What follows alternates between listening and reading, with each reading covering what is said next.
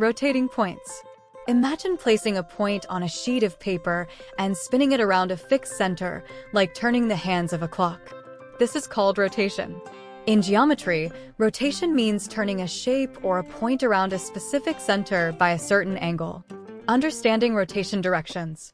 A positive angle means we rotate counterclockwise. A negative angle means we rotate clockwise. Think of it like this. If you turn a steering wheel to the left, you're rotating counterclockwise. If you turn it to the right, that's a clockwise turn. Common rotation angles. 90 degrees counterclockwise moves the point a quarter turn to the left.